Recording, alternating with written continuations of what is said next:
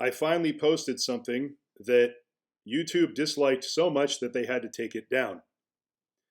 And the issue is medical misinformation. That's what I'm being charged with. YouTube doesn't allow claims about C19 Vs that contradict expert consensus from local health authorities or the World Health Organization.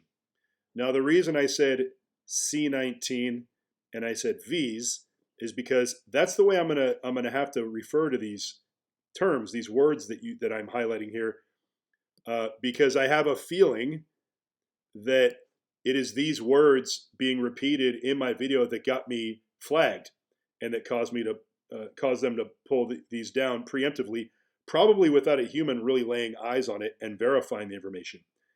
They probably just raised a red flag because these words came up enough to where they were like, well, let's just take it down preemptively, and if he appeals it, we'll take a closer look. If he doesn't, well, better safe than sorry. Let's just censor him. You know, we're getting dangerously close to a society where censorship is accepted. And this is why the media has to build a whole culture around censorship that seems to favor freedom when it really doesn't. It's all very deceptive. Now, in one part of my video, we see an interview, an undercover interview with this guy, Jordan Tristan Walker, where he is on a date and he doesn't know he's being filmed. And this guy works for Pfizer, hands-on, okay? Pfizer did not deny that he worked for them. They've already responded to this. And look what he says here. Now remember, I'm gonna be careful with certain words because I don't want to get flagged again. So look what he says. So then you can see the mutation. You can now force it to mutate in a certain way you want it. He's talking about the V that we're all having problems with these past 3 years or so. But you have to be like very controlled to make sure that the V that you mutate doesn't create something like, you know, just goes everywhere.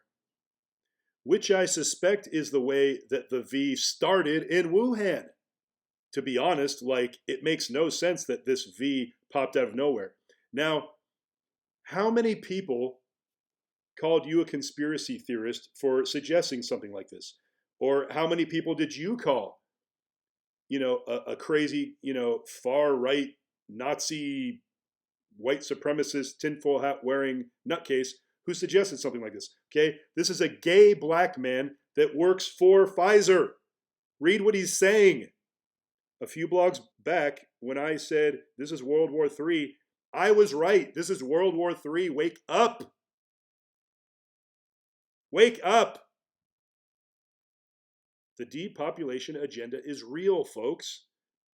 They're trying to kill us. Instead of kicking our doors down and pulling us into trains and taking us to concentration camps, they're just going straight into our veins. You have to see this.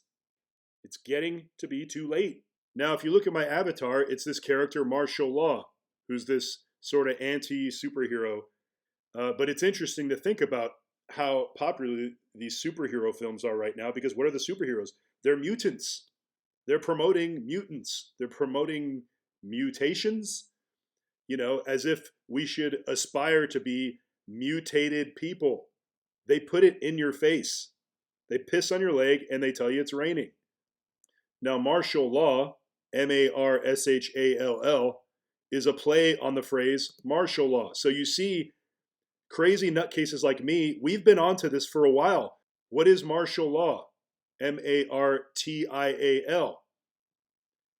It's when a disaster happens, like a pandemic or 9/11 or something like that, and the military comes in and they temporarily suspend all of our rights, and they can do whatever they want. All right, yes, look it up. And you see all these pictures. This is martial law. Now notice when you Google this, look what comes up on the right on the top. Black Lives Matter. Oh, don't forget, Black Lives Matter. They're trying to remind you that if you're thinking along these lines, you must be a racist. You see, that's what that is. It has nothing to do with defending black lives or any other lives. It's about enslaving all of us or killing us. And look what they got to throw in here, right at the top. YCV will not lead to martial law. Look, they got to throw that message in there. See, that's for people like me. okay, who are Googling, there's a reason why it's that high in the results. It's basically saying, don't start thinking about that. Big Brother is watching, folks, and he's getting in our face, and we can feel the breathing on our necks. So I'm going to try this blog again. I did the best I could to, silence all the words that I think were, that YouTube doesn't like. And I think this is a really important video. YouTube has only made me feel like it's more important now. So please watch the whole thing. I think it's very powerful. All the most rigorous scientific studies have found that masks don't prevent transmission of respiratory. Masks have essentially no benefit. N95 was developed to protect construction workers from dust. Dust particles are removed by those 95% effectively. Dust particles are thousands of times larger than, and it's like putting ping pong balls through a chain link fence. 95% of the time, they're just going to go straight through. Dr. Fauci started out by saying correctly that masks don't do any good against respiratory. He said it on 60 Minutes in I think it was March of 2020. And right now, people should not be walking. There's no reason to be walking around with a mask. When you're in the middle of an outbreak, wearing a mask might make people feel a little bit better, and it might even block a droplet, but it's not providing the perfect protection that people think that it is. And in saying that, for once, he was actually reflecting the scientific consensus, right? But then a couple months later, he completely flipped. The head of this Chinese CDC, George Gao, having said suddenly, everybody's got to wear a mask, right? Everybody in the West has got to wear a mask, as in China. Then Dr. Fauci shifted. Masks are protective. If you look at children outside, particularly when they're with the family, walking down the street, playing a game or what have you, don't have to wear a mask. The Academy of Pediatrics actually makes that recommendation that children should be wearing masks from 2 years old onward. I mean, I think I've got this right. 1 mask is better than 0 masks. 2 masks is better than 1 mask. But you don't have to have double masks. Is that right? I mean... Then a couple months later, the World Health Organization shifted because they too had said correctly that masks don't do anything against respiratory. But then they flipped. A dispute over a mask led to a woman being tased by a cop at a middle school game. Of course, no, it should have never come to this. What is your right to refuse, and what is law enforcement's ability to enforce? You have to have a mask on. Shoot me, people? No. You're going to shoot me for trying not to breathe? Cool. Come on, dude. Help.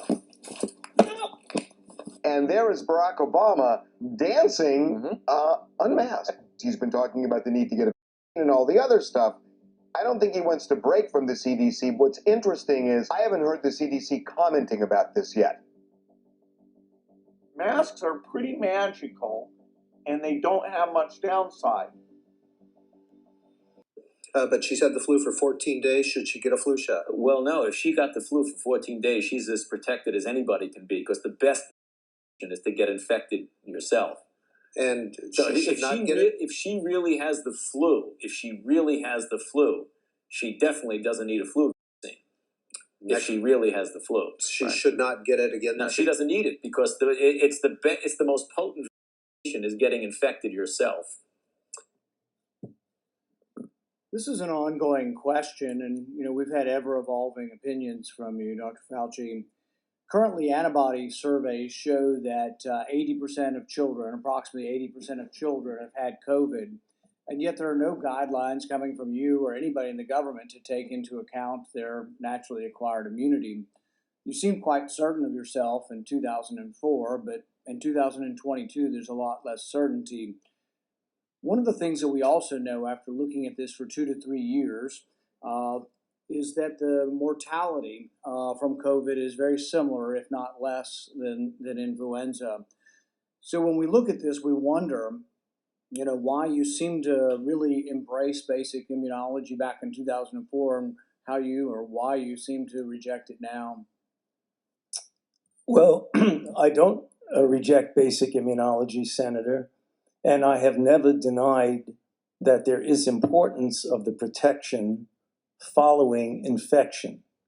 However, as we have said many times, and has been validated by the authorization by the FDA through their committee and the recommendation by the CDC through their committee, that a following infection gives an added extra boost. And that film that you showed is really taken out of context. I believe that was when someone called in who had a reaction to a and asked me through a telephone in the interview if they should get it again. So it was in the context of someone who had a reaction. And as a matter of fact, Reuters fact check looked at that and said Fauci's 2004 comments do not contradict his pandemic stance. Actually, words don't lie. If you look at the words behind me, we can go over them a little bit at a time. She doesn't need it because the most potent is getting infected yourself. It is true. It is true, Senator. It is a very potent way to protect. So when you're trying to tell us that kids need a third or a fourth, are you including the variability or the variable of previous infection in the study? You see the expression on Dr. Anthony Fauci's face right there? What is that expression? That's a look of guilt. That's someone who knows they're guilty, who's been found out, and he's panicking. And they're showing him evidence of his own, using his own words to, to highlight the hypocrisy in his own policies and conduct. And all he can do is dance around it. Like, oh, well, the CDC, oh, the FDA said this, and oh, this Reuters article. I mean, he won't address the specific issue, which is why are you telling us to shoot our children up with a when they all probably have natural immunity already? How come you're not incorporating that into your model? It's just very simple, and he won't address it. And he doesn't have to because, typically when you see, Dr. Fauci, who, by the way, was the highest paid government official in the country at the time this was filmed, he doesn't get pressed like this in the mainstream media because the mainstream media, they're all corrupt. They're all in on it. They're all evil. They're all reading from the same script. They work together. So the public gets this false assumption that Fauci is this trustworthy guy, even when he's talking out of both sides of his mouth. When he contradicts himself, they say, oh, well, that was before we were trying to conserve masks and blah, blah, blah. It's amazing, that people, the excuses they'll give when they think that this is the status quo. Is it about facts or is it about status quo? Is it about fitting in? You know what I mean? And it's just terrifying the level to which people will conform to something that doesn't make sense in order to not be labeled a conspiracy theorist or something like that. And it's no surprise that the media, hates Dr. Rand Paul for, because of doing things like this, because he's trying to hold people like Anthony Fauci accountable. There are other Senate hearings where Rand Paul is grilling Dr. Fauci on his funneling of funds to the Wuhan lab for research, which is the process of enhancing to make them more deadly. Now, you might ask, why the hell would you want to do that? That sounds a little crazy. That kind of sounds like the way a pandemic can blow up. Well, duh. Yes, it's very questionable. And, people like Rand Paul and, journalists like James O'Keefe of Project Veritas, Natalie Winters, Robert F. Kennedy Jr., these are people that are trying to expose this so the people can see the truth. And guess what? These are all individuals, the ones I mentioned, who get crucified by the mainstream. It's not because they're far right or they're racist or they're conspiracy theorists. It's because they're telling the truth and the mainstream doesn't want you to know. And that look of terror in Fauci's eyes right there, that's where that comes from. He's afraid you're all going to find out. That it's all going to be exposed. Now, we have an employee of Pfizer kind of admitting this stuff on camera, which was captured by Project Veritas recently. What is Pfizer doing, I guess, to optimize, the now? Oh, we actually had a meeting about that today, so there's a lot. Really? They're doing, I don't know if I should say this. Our undercover journalist asked Walker how Pfizer is handling the fact that their vaccines are ineffective against variants. What he said is disturbing. Listen to this. We're exploring, the Just mutated? Yeah. Well, one of the things we're exploring is like, why don't we just mutate ourselves so we can create unsupported developed mutations, right? So we have to do that. If we're going to do that, though, there's a risk of like, as you could imagine, no one wants to be having a pharma company mutating. Yeah. So we're like, do we want to do this? So that's like one of the things we're considering. Okay. Like the future, like maybe we can like create new versions of the things like that. Okay, so Pfizer ultimately is thinking about mutating. Well, that is not what we say to the public. No. But that's why it was a thought that came up at a meeting, and we were like, why do we not? It was like, we're going to consider that with more discussions. Okay. Not exactly action, right? We're like, wait a minute, like, people won't like that. That's right. It appears that Pfizer is internally discussing the possibility of mutating the themselves in order to tailor a cell to the public. Listen to Walker describe in detail just how they would conduct such a scientific experiment, first in living animals. So the way that we're thinking about it, don't tell anyone this one. You gotta promise you won't tell anyone. You gotta promise you won't tell anyone. Yeah. Okay, so the way it would work is like we put them in the virus in these monkeys. Okay. And then we successively like cause them to keep infecting each other. And we collect serial samples from them, and then the ones that are more infectious, like we'll put them in another monkey and just constantly actively mutate it. That's one way. Or you can even do like directed like simulation, which like we tend not to prefer.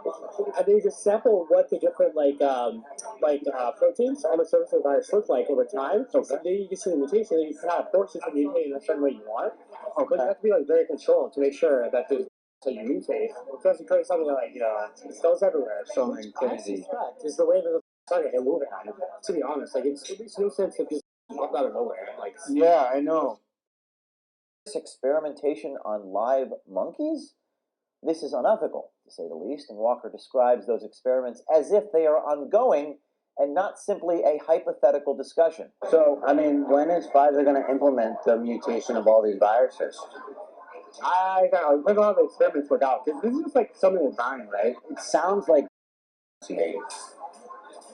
I don't know. It's a little bit different. I think it's different. It's like this. It's definitely not. It sounds like it is. I mean, it's okay. No, directed evolution is very different. Direct evolution? Directed evolution. Directed evolution, okay. Well, so, I mean, is that what it is? Maybe.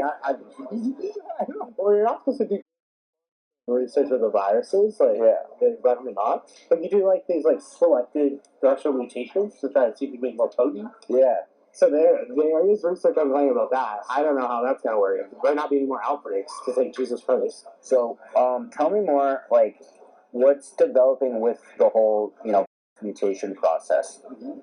Well, they're still kind of conducting the experiments on it, but it seems like from what I've heard, they're kind of optimizing it, but they're going slow. They're very cautious, like, Right. Obviously, don't want to kind of accelerate it too much. Yeah. But I think they're also just trying to do it as an exploratory thing, because you obviously don't want to advertise that you're trying to figure out future mutation. Right. So, did the whole mutation thing, like, come from your executive, Sarah? No, that came from, like, we have, like, chief scientific officers in, like, the other divisions. In a subsequent meeting, our undercover journalist asked if this type of research is already being studied at Pfizer. But no, as long as it's called directed evolution, Pfizer's in the clear. What's the goal for Pfizer of doing that? So part of what they want to do is, like, to try to figure out, to some extent, like, there's all these new strains of variants that just pop up. Why don't we try to, like, catch them before they pop up in nature, and we can develop prophylaxis of course, like, new variants. Yeah. So that's why they're thinking, like, if you do it control in your lab, then you say, oh, this is an epitope. And so then if it comes out later on, like, in the public, we already have a kind of working on it. Oh my god. That's perfect. Mm-hmm. Like, isn't that the best business model, though? Like, just control nature before nature even happens itself, right? Yeah. If it works. What do you mean if it works? Because, like, some of the times there were just mutations that pop up, right? And we're not prepared for it, like with Delta or Omicron, right, and things like that. So, who knows? I mean, either way, it's going to be a cash cow. Probably a cash cow for us for a while going forward. Well, yeah. I obviously like Well, I think the whole, like, research of the and mutating it, like, would be the ultimate, like, cash cow. Yeah, it'd be perfect. Now, you would think that creating would be illegal. But no, the pharmaceutical industry, as Walker puts it, is, quote, a revolving door for all government officials, unquote. A revolving door for all government officials? Wow. Yeah, for any industry though. So like in the pharma industry, all the government officials who review our drugs, first they come work for pharma companies. Like the military, like all the army and defense, government officials eventually go work for the defense companies afterwards. How do you feel about that revolving door? It's pretty good for the industry, to be honest. Yeah. It's bad for everyone else in America. Why is it bad for everybody else? Because if the regulators have to approve our drugs, that once they stop being regulated, they want to go work for the company, then I have these hard companies. They're doing their job. Right. We talked to Dr. Robert Malone, physician, scientist, and author, to get his take on the comments made by Jordan Walker. You're creating a new function in one by adding elements from two, infecting one monkey and then another monkey. That's called serial passage. That appears to have been one of the technologies deployed in the Wuhan Institute of Virology with the humanized mouse strains that I believe were obtained from EcoHealth Alliance. That's an example of directed evolution. The gentleman seems to have absolutely no moral compass at all about what he's doing. The hubris and arrogance and immaturity, if this is the quality of individuals within Pfizer that are making these huge decisions that risk global public health with such a casual disregard for the human toll, it's profoundly corrupt in terms of would it be feasible for Pfizer to circumvent international or national law. I think that is undeniable. And the gentleman in your investigative work has clearly indicated that Pfizer believes that it has successfully captured the regulatory apparatus of the United States government and presumably worldwide. Pfizer has completed regulatory capture, is quite proud of it. With governments turning a blind eye and Pfizer hiding information from the public, this is an ongoing story. Be brave, do something, spread these videos, and stay tuned. Look at how comfortable this guy is talking about all of this shocking information when he doesn't realize he's being filmed and that it's being recorded. Now watch what he does once the curtain is lifted. Hey there. Is this seat taken? You work for Pfizer. My question for you is, why does Pfizer want to hide from the public the fact that they're mutating the... Is this real life? I'm literally a liar. I was trying to impress a person on a date by lying. This is absurd. Please don't touch me. Well, this is not, by the way, don't tell anybody. He was just working in a company to literally help the public. You You really did. Please bring the cops as soon as possible. It was very unsafe. Can you please unlock your door? No, don't let them leave. Please unlock the door. Why does he want Please unlock the door. Please unlock the door. Lock the door. The door. We're trying to unlock the door. Unlock the door. You ever watch that show To Catch a Predator with that Hansen guy, where he basically has someone pretend they're a teenager, 14, 13 years old, and they start talking to some grown man online, and then that grown man agrees to meet with that child, and then this guy Hansen here shows up and walks out and goes, "Hey buddy, what are you trying to do?" I think we've all seen that. And I think we've all seen the way these predators respond when they're caught in the act. Look, this guy looks like a normal guy walking down the street, he's not a pedophile, right? I'm dyslexic. I thought she said she was 41.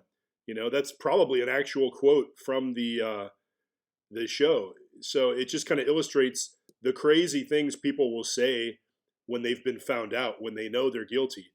It's kind of like they revert to being children. It's like the child with the fake tears where they start crying to get their way. And as soon as they realize they're not going to get their way, they stop crying, and you see it really clearly with children.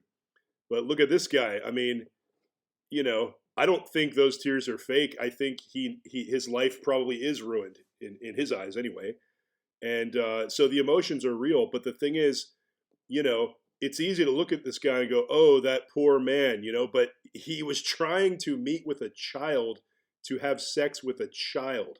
So we shouldn't feel sorry. He deserves what he gets here. The punishment is needed and necessary, and he has nobody to blame but himself. So, this is kind of like what's happening here, okay, with Jordan Tristan Walker. Look, he's like, oh my God, I can't believe what's going on. You people are crazy. Like, he's got his hands up as if someone has a gun on him. You know what I mean? Like he's under attack. If you record something saying the horrible things that he said that his company does, that he gets paid lots of money to do, that he was just laughing about a second ago, he, isn't this cool that I have this crazy information that is completely unethical, And now that, oh, I'm the victim. Oh, I can't believe you're recording me. That's so evil of you. Oh, and it's not evil for you to work for a company that experiments on innocent animals, monkeys, to make more dangerous to humans so that you can make a profit, and you're the victim. That's pretty funny. And then he tries to say that, oh, I didn't really mean that. I was lying to impress my date. Right. Okay, and James O'Keefe, look how calm he is. He's not attacking him. He's just going, hey, look at this. You said this. Are you going to atone for this? And his response is, hey, man, you're out of line. And look at all the posturing. This is absurd. Oh my God, you people are crazy. Like, he's putting on a performance now because he thinks people watching are going to look at his performance and his hand waving and go, oh, that poor man, he must be right, because, you'd only act like that if you were under attack. And then he starts filming them just sort of in a desperate attempt to gain some sort of control over the situation. And then look what he says. Why are you doing this to someone who's just working at a company to literally help the public? He thinks he doesn't even believe what he's saying. He doesn't believe that he's literally trying to help the public. Again, he's putting on a performance. He's saying what he's doing his best acting job to try and perform for you, the audience, so you'll go, wow, yeah, he's right. Pfizer's trying to help the public, and we're just supposed to ignore what he just said about experimenting on monkeys and making more dangerous for humans so that he can make more money. All right. And now he starts getting tough guy. Like, oh, he tries to be intimidating here. He's trying everything in the book, but he won't just talk and just be real and go, you know what, you're right. I shouldn't have said that. That's terrible, because he's got to save his own skin. That's what's most important now. All right. Now he's on the phone calling the cops. Like, okay, so the cops are supposed to protect you because someone recorded you spilling the beans about what your unethical company is doing. Like, again, look at James O'Keefe. He's holding a computer and he's holding a microphone, and he's probably thinking, wow, I can't believe this guy won't just, cop to what he just said. He's going to all these great lengths to, try and pretend that it's all fake now, like it doesn't exist or something. And this is really interesting because he mentions race here. It's in the long version if you watch it. I'm feeling very unsafe now. He says he's surrounded by white people. That's what he says in the long version. And that's interesting because don't we have a stereotype about cops that supposedly they're always targeting black men just because they're racist or whatever? But here he is, a gay black man, calling the cops, asking them to help him. He kind of shatters that stereotype a little bit. And he says he's feeling unsafe, but he has them locked in the room. Did you catch that? He's having the restaurant owner lock the restaurant so that nobody can leave. He's trapping them inside with him. He's got them imprisoned. He's holding them hostage. And Project Veritas, they're at the point where they're like, wow, okay, we better just get out of here. This guy's like losing his shit. He's going to get violent. Now they're starting to think, this could get violent. So they're now asking the owner to unlock the door, and she won't do it because she thinks she doesn't know what's going on and she's not really listening. She's paying more attention to this guy's hand waving and his act where he's the victim. And this is what we do. And this is what happens on TV. Okay. They show you someone playing the victim and waving their hands and, oh my God, I can't believe you're oppressing me. It's just amazing. This is so representative. This is what the media panders to. They pander to horrible behavior like this in order to elevate this mentality in the public. And it's highly destructive, and it erodes morality, and it's just so damaging. look, no, don't let them leave. Like he's pretending he's the victim, but he's also being the aggressor because he's trapping them inside by trying to control the situation. And now he starts grabbing the equipment and he starts, he's destroying it.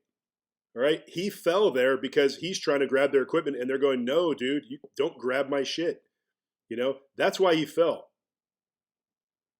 And they just want their equipment back. They're not kicking. Look, that guy's not kicking him in the head. He's not getting violent. He just wants his equipment back. And look, there he goes. And then they're pushing him away because he's trying to go for that guy's camera. He's trying to go for that guy's laptop. You see?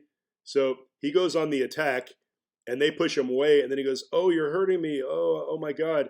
You're not supposed to push me away when I attack you. It's just so despicable, the whole thing.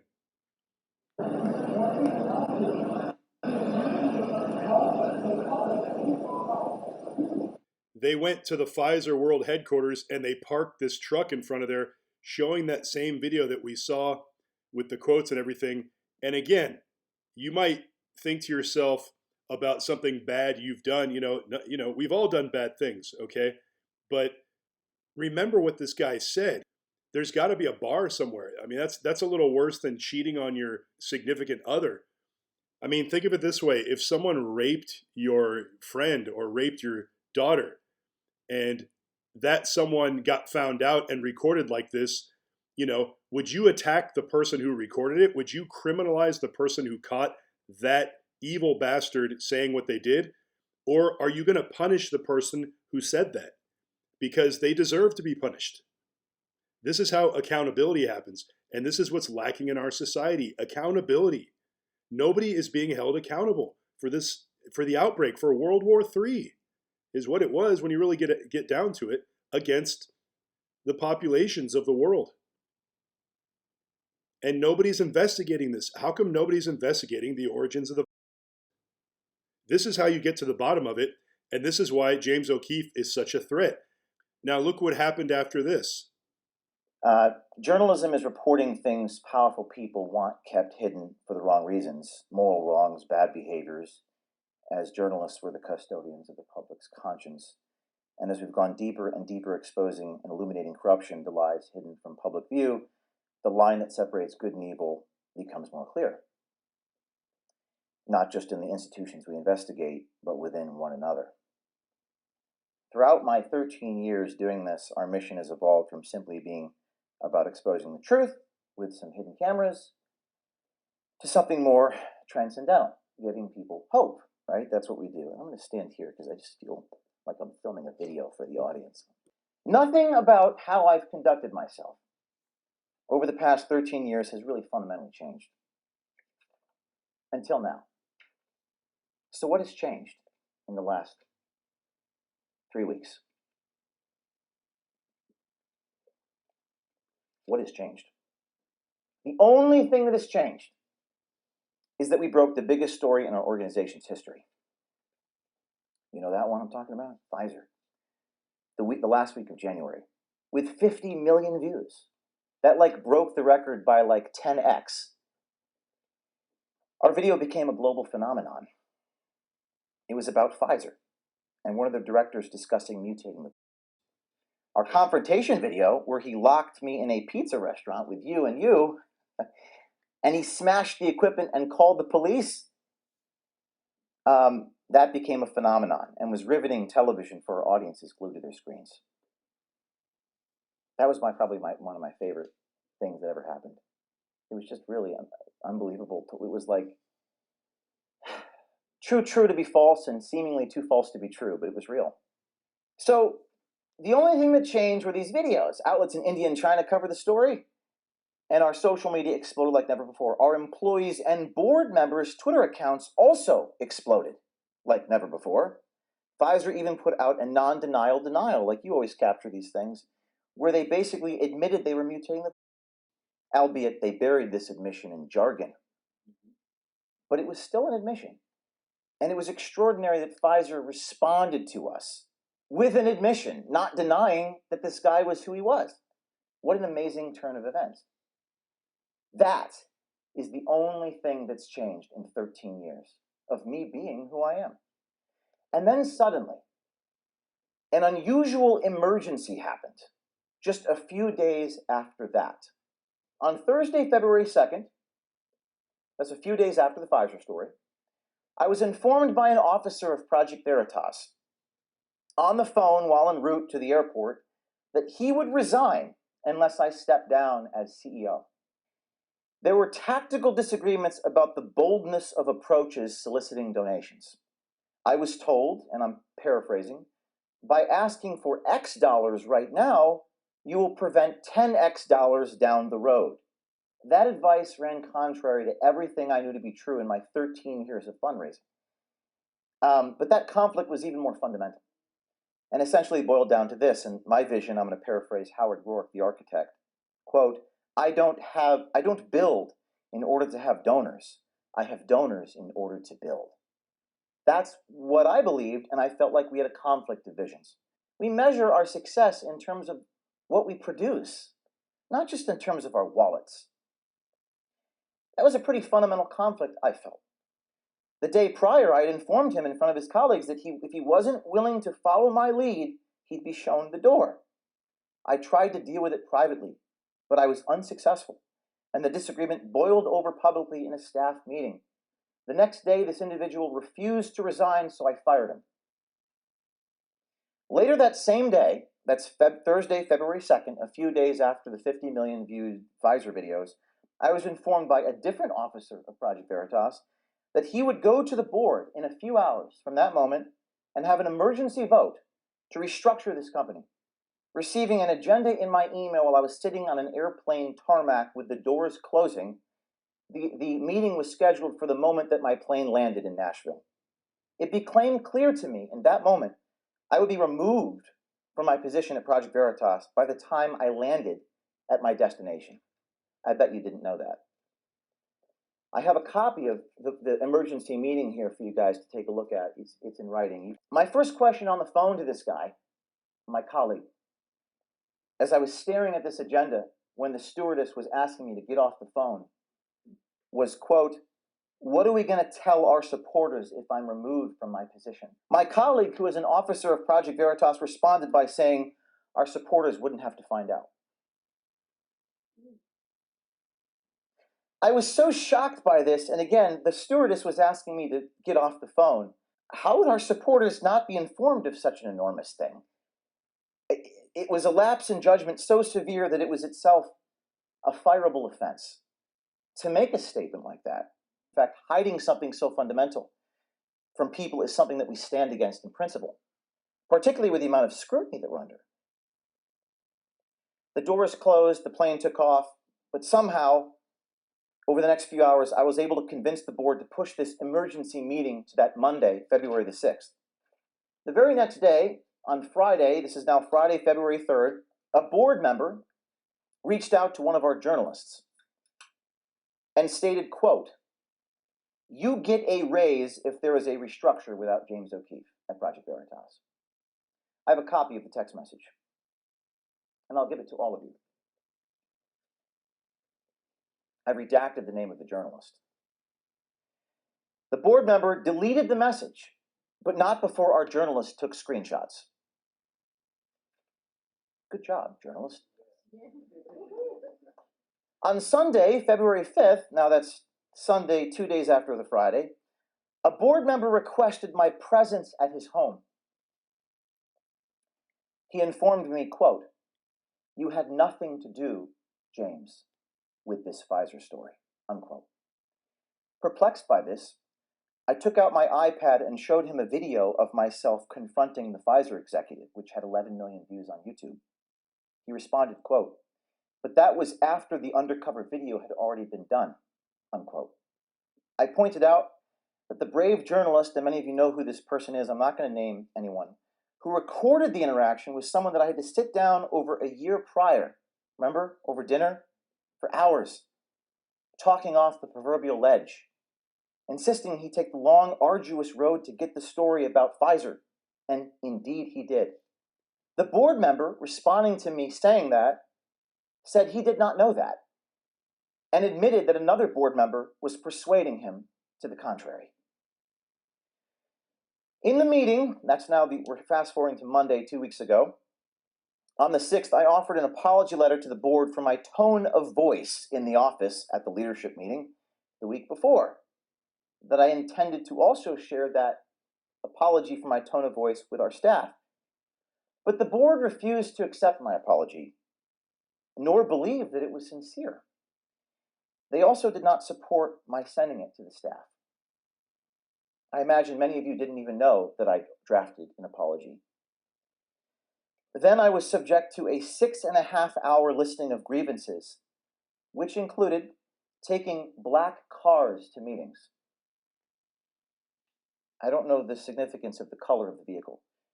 And taking a few charter jets over the years to pack multiple PV meetings in a day. One of those jets, I think we had a meeting in New York, Wisconsin, and California in the same day, and it raised $2 million. But the revenue part was omitted.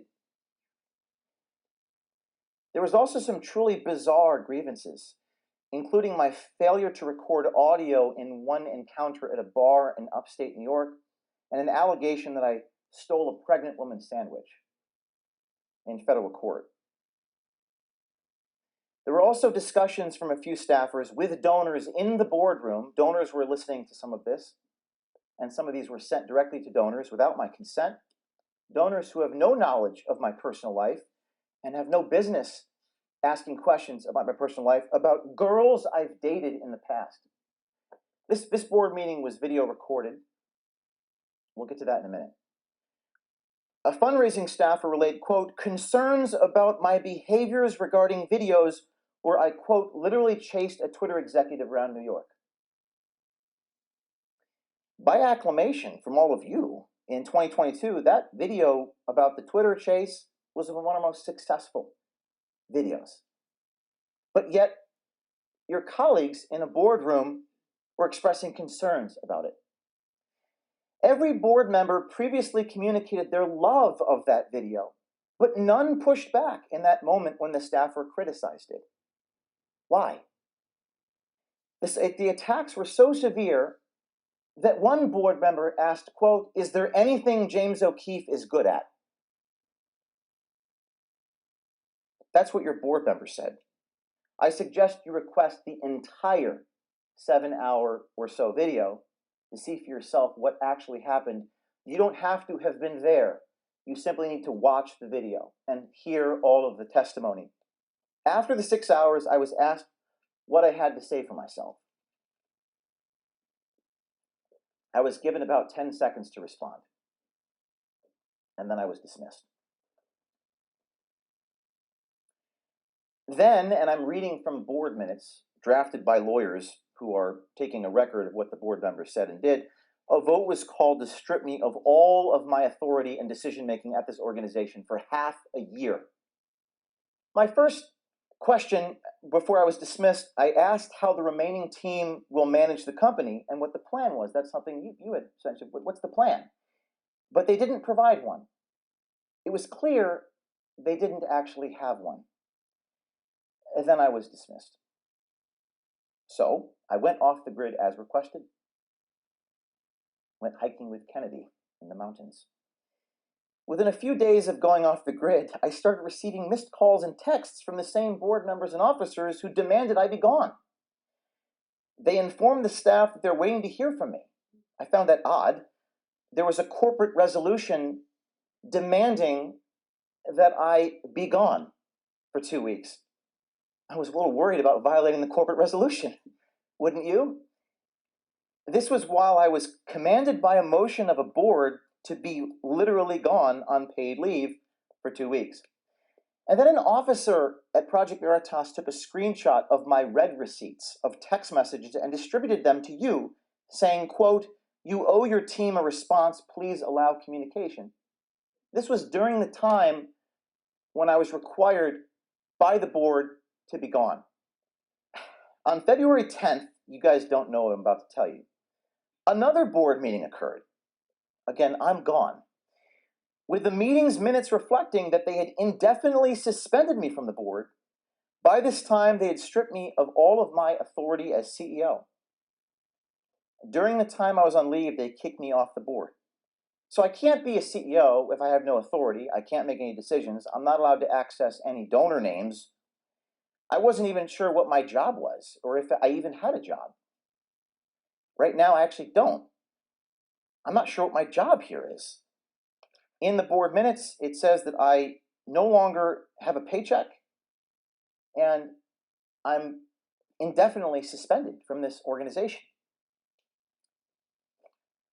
5 days later, after that, on February 15th, a statement was put out by this organization, by this organization's executive director, saying, quote, James has not been removed from Project Veritas.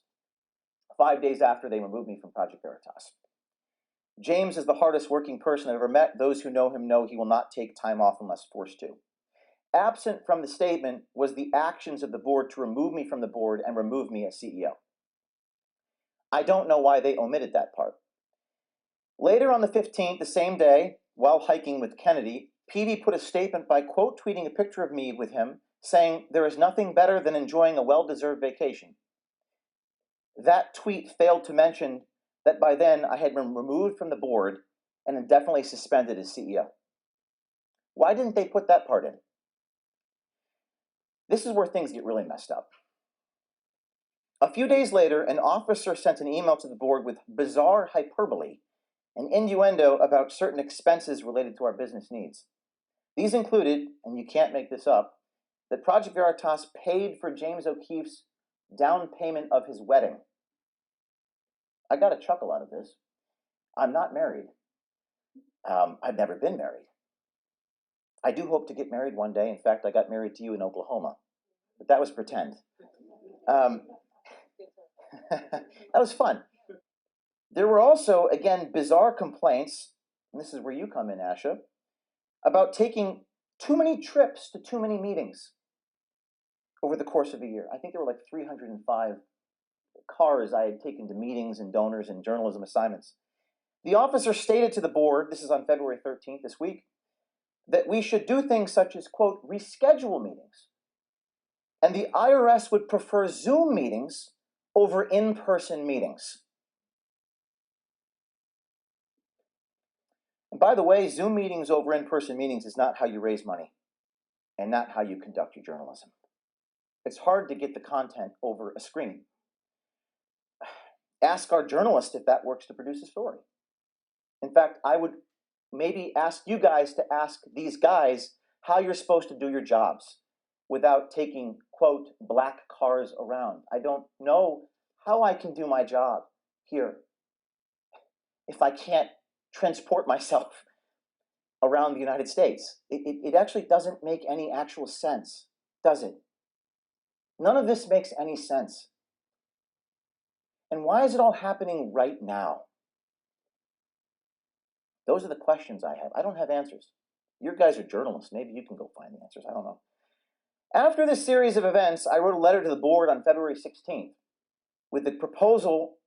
Many of you have not seen this, but this is what I sent to them, which I guess they haven't shared this with you, but I'm going to share it with you now. With a proposal that the board members resign by the end of this past week. We're now past that point, or I'll be forced to walk away. And this is what I wrote. Over the last 2 weeks, I've carefully followed the board's directive to take a vacation and avoid contacting donors. Your actions over the same period to undermine Veritas and its future, including airing confidential employment matters publicly, has broken trust. I cannot, in good conscience, return to such a mismanaged organization. I have not responded privately or publicly because there is no rational, appropriate response for the emotional circus that has been created by your actions. I expect the board to resign by the end of the week. Project Veritas, including any employees who choose to stay, will go on under my leadership with newly appointed professional board members and officers prepared to exercise their duty of care and duty of loyalty to the organization. That's what a board does. They exercise duty of loyalty and duty of care. What they shouldn't do is try to destroy an organization. That's not what a board member does. I will return to work on Monday, that's today, and work with the remaining team to go forward with our mission.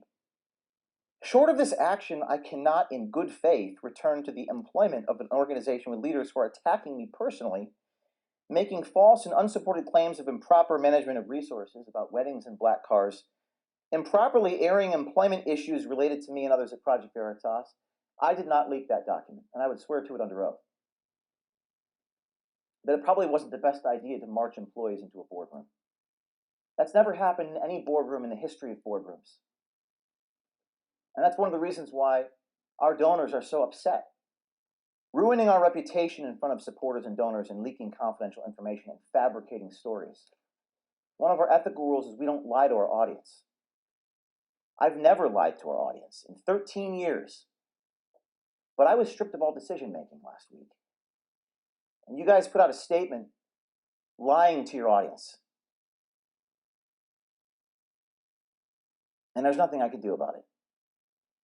Because I was stripped of all my decision making. I was removed from CEO.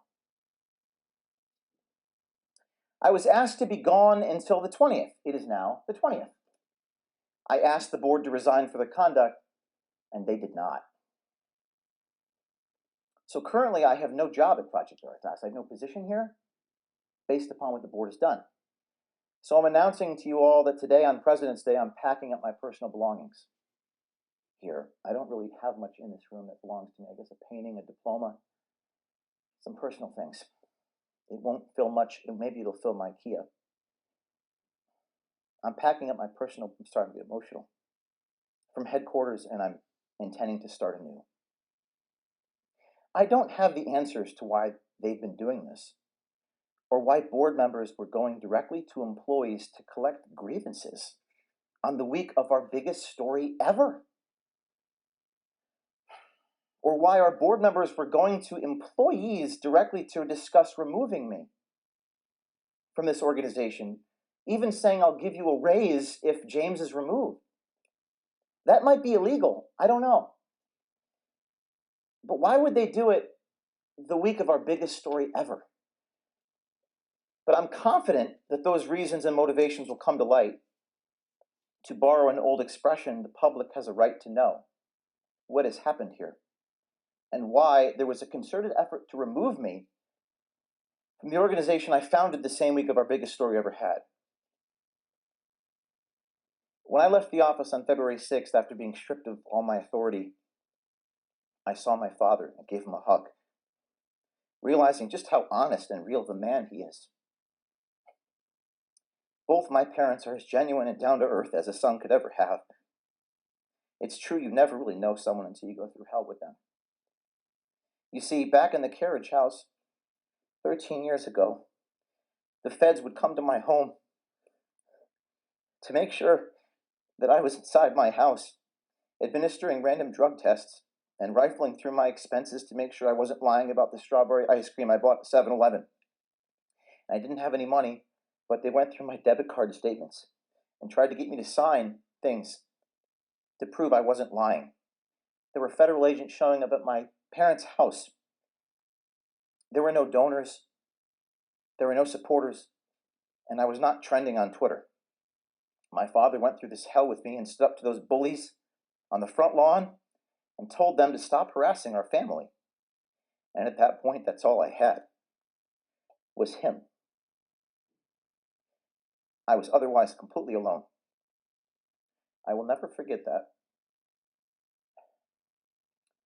Now the good news, we're no longer alone.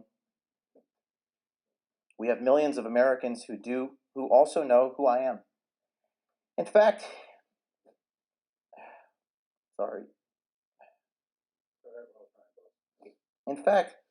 you have, and we all have watched their overwhelming support. They see the truth. They know who I am.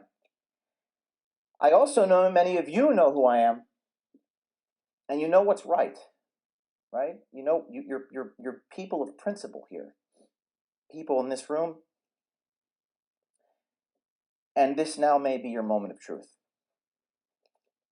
One of you called me from a closet the day of the 7th after I was suspended, the day after I was let go,